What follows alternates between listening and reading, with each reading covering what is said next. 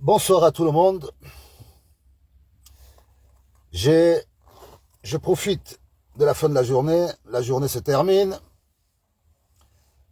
pour vous faire le point sur une circulaire que j'ai vue qui concerne les franquistes et les biaïstes. Par rapport à cette circulaire que j'ai lue sommairement, je vais essayer de dénoncer le dribble ou bien le dérapage volontaire ou la manipulation. Donc, appelez-moi, s'il vous plaît, certains biaïstes. Appelez-moi, s'il vous plaît, certains franquistes. Parce que ces gens ont lancé un mouvement avec des objectifs qu'ils ont annoncés tambour battant. Et cette circulaire, qui n'a pas été signée par Franck Biya,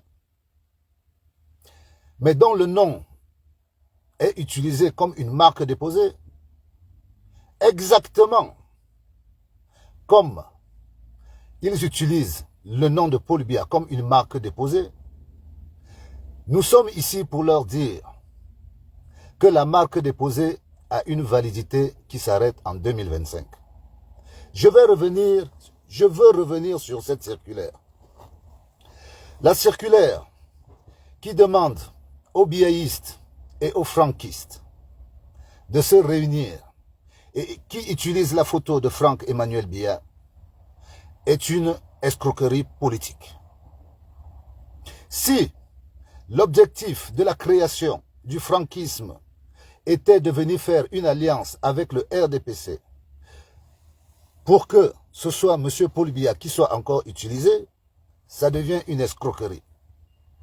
Nous avons entendu à droite et à gauche que c'est M. Franck Emmanuel Biya qui était derrière le franquisme. Et pas de chance pour eux, Franck est venu faire une pirouette en démontrant aux yeux de tous les Camerounais que pendant 52 ans, lui, il n'était même pas inscrit au RDPC. Donc, Franck, on ne sait même pas s'il votait. Sûrement, il votait par principe, mais il n'était pas membre du RDPC. Ce qui démontre bien son implication dans la gestion des choses. Franck est un prince, mais il est le prince de sa famille. Il n'est pas le prince du Cameroun, parce que le Cameroun est une république. J'ai aucun problème avec M. Franck Emmanuel Biya. Et il y a de cela quelque temps, j'avais annoncé aux gens du JLobo que vous êtes en train de préparer une nouvelle arnaque. Parce que je disais que M. Franck n'avait pas d'expérience politique et que son père l'avait plutôt autorisé à faire des affaires. C'est ça que j'ai dit dans une vidéo qui s'adressait aux gens du JLobo. Je leur parlais en boulou. Oh là là, comme on me dit qu'il n'y a pas de son, le son.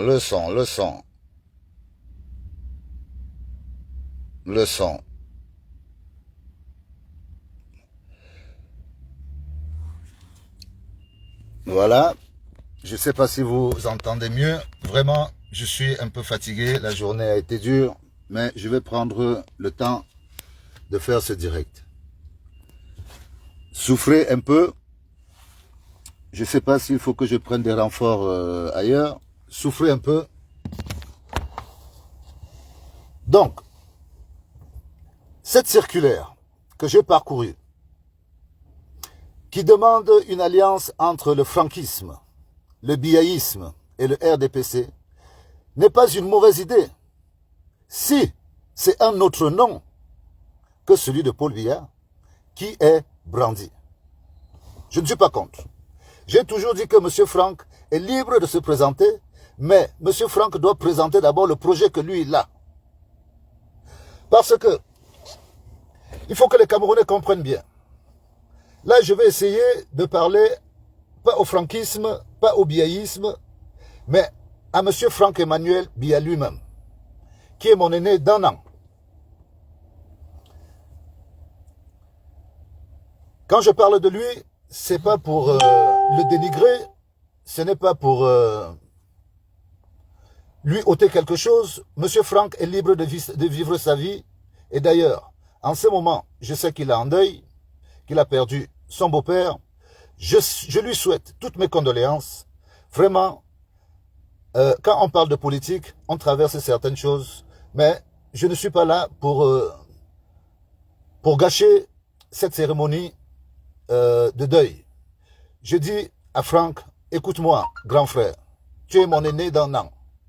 Mais rappelle-toi, quand tu commençais dans le domaine des forêts, c'est dans nos bureaux à nous que tu es venu te renseigner pour savoir comment ça se passe dans les forêts. Ça se passait à Bastos. À ce moment, on était les seuls jeunes Camerounais à être intéressés dans les forêts parce que nous avons combattu pour permettre au gouvernement camerounais de donner 30% du patrimoine national aux jeunes. Nous sommes auteurs de cette initiative. À l'époque, c'était le ministre Na Ondua. Le président de cette association s'appelait M. Zakari Wanja. Moi, j'étais son premier vice-président. Et je vous assure que pendant des années, le gouvernement a acheté du bois frauduleux qu'on vendait au parc de Messa. C'est nous qui avons entamé ces procédures pour que le gouvernement pense aux jeunes. Parce qu'à cette époque, il n'y avait que le syndicat des forestiers expatriés. Et il n'y avait que le syndicat des forestiers, des grands forestiers camerounais, qui était présidé par Assene Nkou. Et malheureusement, les grands forestiers ne travaillaient pas, ils prenaient des forêts et ils faisaient sous-traiter ces forêts aux expatriés. Donc, les forêts, en vérité, c'était les expatriés qui travaillaient. Or, le gouvernement achetait du bois à Messa qui n'avait pas de titre forestier. Donc, le gouvernement achetait, construisait des ministères avec du bois frauduleux. Nous avons expliqué au ministre que les Camerounais n'ont pas de moyens. Vous devez permettre aux Camerounais d'avoir des petits titres forestiers. Vous devez permettre aux Camerounais de venir, de permettre d'avoir des petits titres qui correspondent à leurs moyens. Parce que pour monter une exploitation forestière, en vérité, il faut au moins 60 millions. Très peu de Camerounais n'avaient 60 millions. Il fallait une caution au niveau des impôts qui était à 20 millions. Parce que on a baissé la valeur qu'on proposait comme offre financière qui était de 2500 pour que, une fois qu'on a une grande superficie, que le jeune ait au trop à donner une caution d'un chèque de 20 millions. Le jour où M. Franck-Emmanuel Biya est arrivé dans les forêts, après avoir pris les renseignements dans nos bureaux qui étaient situés à Bastos, M. Franck, vous avez monté les enchères à 20 000 francs l'hectare. Parce que, une fois qu'on multipliait, vous étiez le seul à pouvoir avoir une caution de plus de 100 millions. Vous avez en quelque sorte tué beaucoup de jeunes forestiers. Je passe par là. Mais je veux expliquer aux Camerounais que c'est chez nous que vous avez appris comment ça se passe les forêts. Donc, dans le domaine des forêts, j'ai plus d'expérience que vous. Je passe dans le domaine des forêts. Maintenant, dans le domaine du transport. Moi, je suis transporteur. Vous avez commencé dans le transport. Même dans le transport, Monsieur Franck, j'ai plus d'expérience que vous. Maintenant, on a utilisé votre nom pour que vous fassiez la politique. J'ai donné mon avis. J'ai donné mon avis. J'ai dit que, franchement, dans l'état des choses, ne sortons pas d'un problème pour entrer dans un autre problème. Franck n'a pas l'expérience de la chose. C'était mon avis. Mais je n'étais pas contre vous, monsieur Franck. Et je dis que c'était comme si je faisais comme si je lisais l'avenir. En vérité, le franquisme, ce n'était pas pour Franck. Et moi, je dis que le président Paul Biya a tracé l'avenir de son enfant. Il lui a dit, tu vas faire les affaires. Franck lui-même a choisi les affaires. Franck, malheureusement, n'a pas pris le temps de s'intéresser à la chose politique. Parce qu'on n'hérite pas de l'expérience. L'expérience ne s'hérite pas. L'expérience s'acquiert sur le terrain. Si Franck voulait prendre des responsabilités au niveau de la société, il devait suivre comme font les autres, la famille Nguema, la famille Bongo, au moins pour avoir une petite expérience. Franck ne l'a pas fait. Libre à lui. Les affaires lui ont permis un épanouissement. Moi, je tire le chapeau. Franck est un grand homme d'affaires. Et je reviens sur ça. Nous vous avons donné 60 000 hectares de forêt pour que vous fassiez EVA Sud, dans le Sud. Vous avez aujourd'hui la capacité de créer une entreprise qui peut embaucher des milliers de fils, des milliers de jeunes dans le Sud. Allez vous occuper de transformer les VA sur les terres que nous vous avons données. Parce que si vous ne le faites pas, vu qu'il s'agit ici d'une monoculture, si vous ne le faites pas, et que tout se perd, nous allons récupérer nos terres dans le Sud. Et vous verrez vous-même que nous allons abattre cette EVA pour donner aux villageois, parce que ce sont les terres des villageois. Nous ne sommes pas un peuple qui a vocation à être juste des manards. Nos jeunes vont à l'école. Nous voulons avoir des ouvriers. Nous avons des ingénieurs. Nous avons tous les corps de métier dans nos régions. Je vous prie, monsieur Emmanuel Franck Biya, je vous ai même donné la proposition. Je travaille beaucoup avec Goodyear. Vous avez des contrats avec des Vietnamiens. Demandez-leur de venir transformer les VA au Sud. C'est bon pour le Cameroun. Ça, c'est bon pour le Cameroun. Monsieur Franck Emmanuel Biya. Vous n'avez pas acheté les terres. On vous les a données. Maintenant, pour le franquisme. Maintenant, pour le franquisme. Pour le biaïsme. Nous vous disons ceci. Allez vous allier avec le RDPC. Mettez-vous dans un paquet, encore même que c'est le même paquet. Mettez-vous. Trouvez un autre nom. N'utilisez plus le nom de M. Paul Biya. C'est ça qu'on vous dit. Prenez vos responsabilités. Trouvez un homme qui est capable de présenter au peuple camerounais un projet et que le peuple le suive. Vous avez l'avantage de l'étendue du territoire. Mais ne faites pas croire aux Camerounais que vous êtes aussi incapable que ça. Appelez-moi si vous voulez. Les hommes de valeur qu'il y a dans le RDPC, vous les avez tous presque assassinés politiquement. Vous avez bridé les intellectuels. Aujourd'hui, vous vous êtes tous enfermés.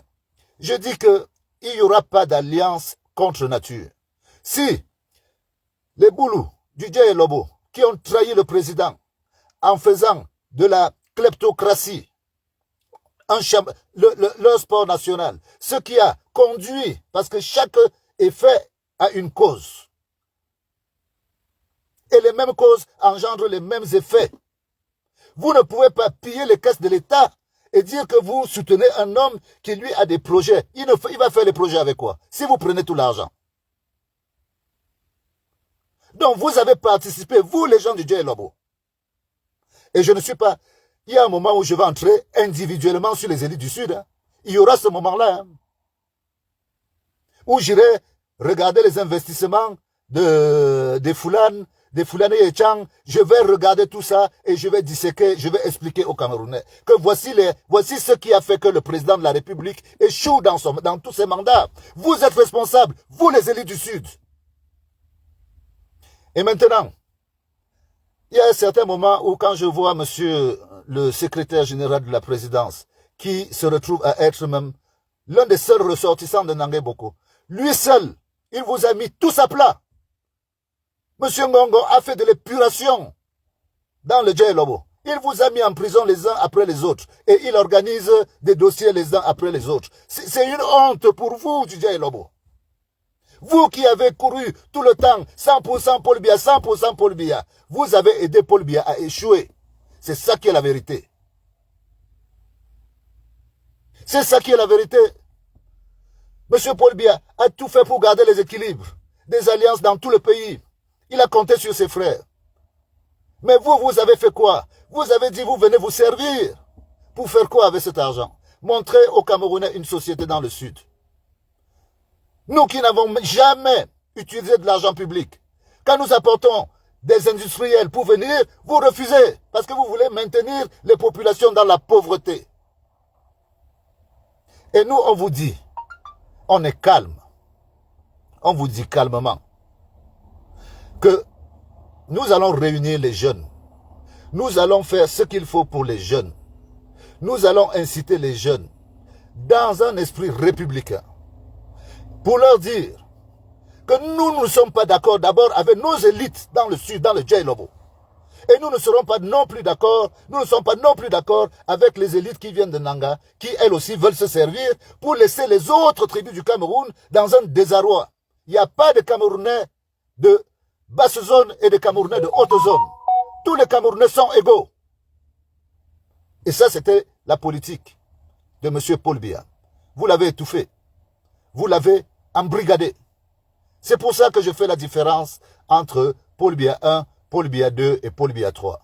C'est pour cette raison. Le Paul Biya 3 est un Paul Biya qui a été pressé. Vous n'aurez pas pu le faire du vivant de Jeanne-Irène Biya. D'ailleurs, si Jeanne était vivante, M. Paul Biya ne serait plus au pouvoir. Elle lui aurait dit, chérie, tu as déjà assez fait, allons nous reposer. C'est ça qui est la vérité. Donc, franchement, je ne sais pas pourquoi je me fais interrompre à chaque fois que je fais le direct. Mes chers compatriotes, c'est de l'émotion, c'est du vécu et c'est un peu de colère. Mais je ne suis pas parti pour la bagarre. Je dis, pour le Cameroun, je réponds aux franquistes, aux biaïstes. Allez vous allier. Mélangez-vous avec le RDPC. Les sommiers politiques ont été gonflés à l'hélium. Moi, le jour où je vous sortirai le sommier politique de mon bureau de vote, je vais vous prouver que la dernière fois que j'ai voté, on était tel nombre et maintenant nous sommes tel nombre. Je vais vous le prouver. Je vais vous le prouver. Et ça s'est fait dans tous les bureaux de vote du Djai-Lobo. Parce que, démographiquement, le Djai-Lobo ne vaut rien.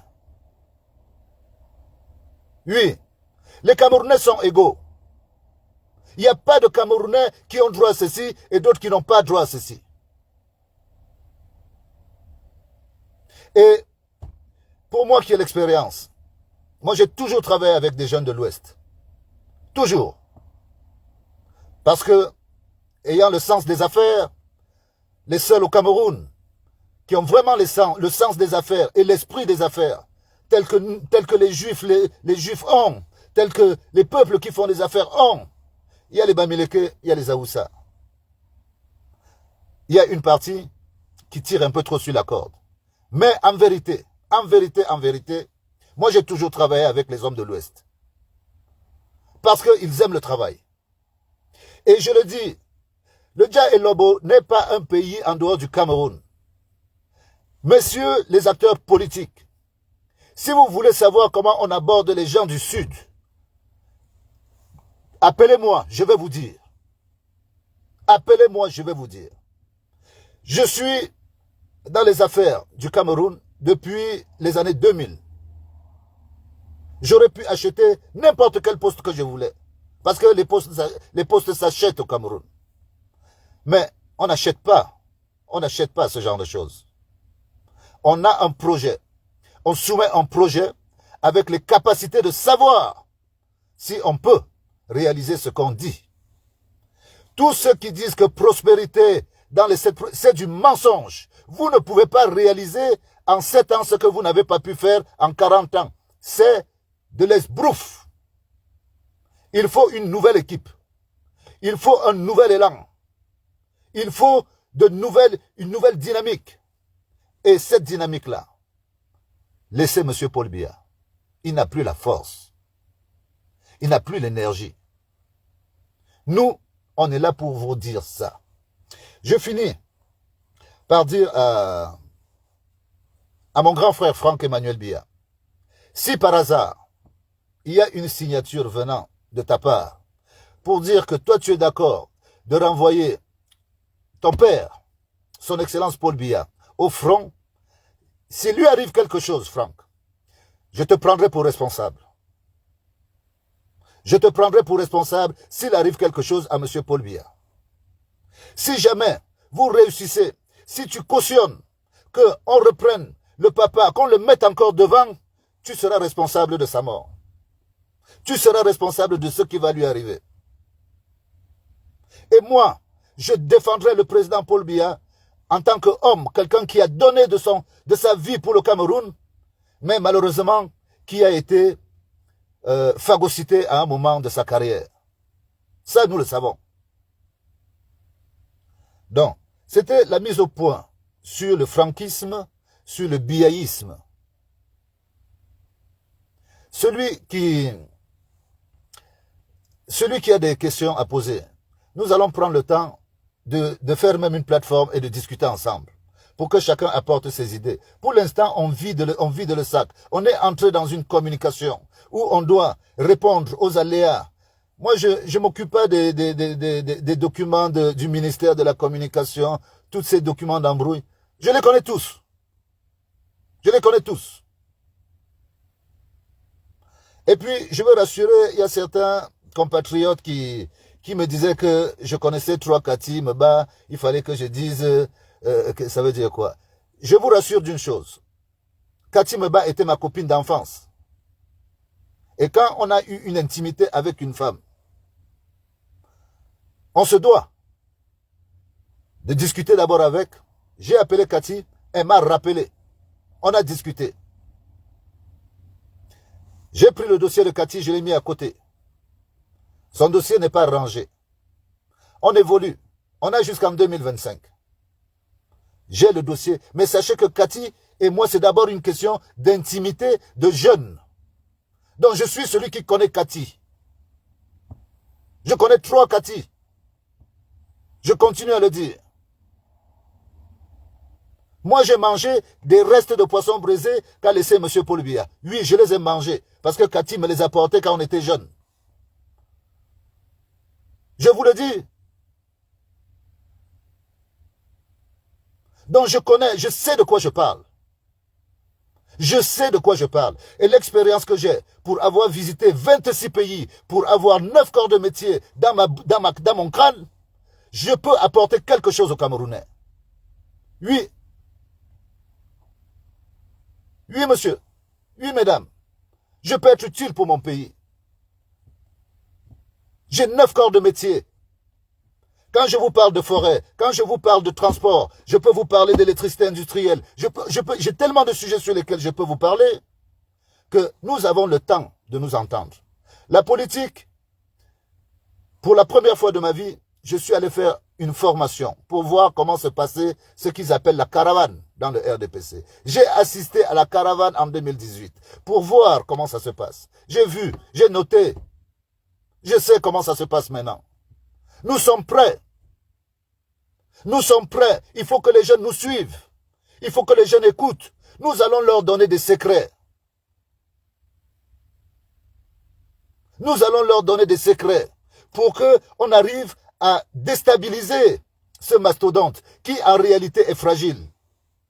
Nous vous disons que ce mastodonte que le RDPC est en réalité fragile parce que le RDPC c'est dans la tête des gens.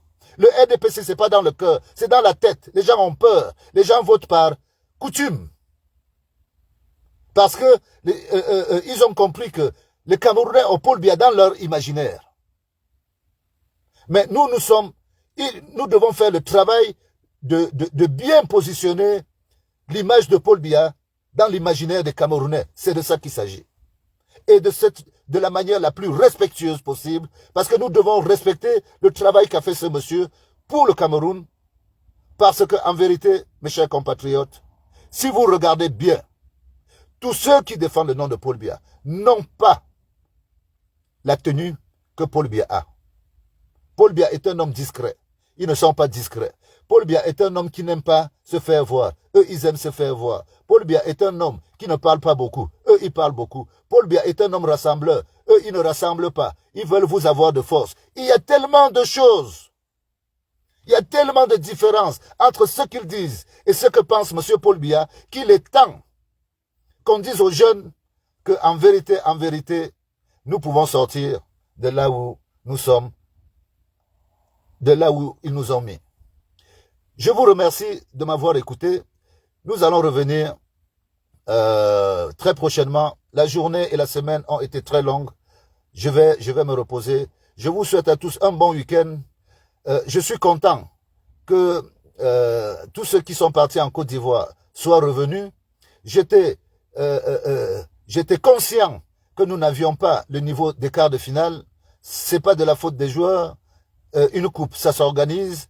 Je crois que, enfin, la FECAFOOT est un peu à l'image du pays. Mais ça, je ne veux pas qu'on entre dessus parce que c'est des moyens de distraction. Nous aurons le temps de la distraction. Nous parlons maintenant de choses sérieuses. Merci beaucoup. Merci beaucoup de prendre le temps de m'écouter. Partagez, distribuez à tous ceux qui veulent comprendre. On est là, on va suivre.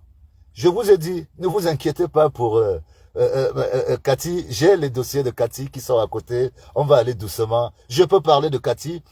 Je prends le temps. J'ai discuté avec elle. Elle m'a envoyé un message à 2 heures du matin.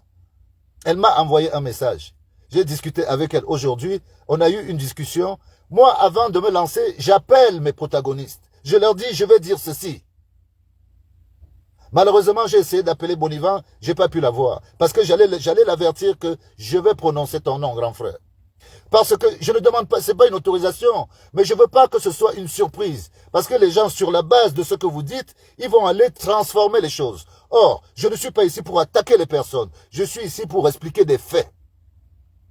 Je suis ici pour expliquer aux gens que telle personne, ce qu'elle dit, correspond. Si ça ne correspond pas, ça ne correspond pas. Le franquisme, le biaïsme, le RDPC mélangé, je suis d'accord. Et on se rejoint sur un point. Faites inscrire les jeunes sur les listes électorales. Mais, au moment des élections, n'utilisez pas le nom de Paul Biya. C'est de ça qu'il s'agit.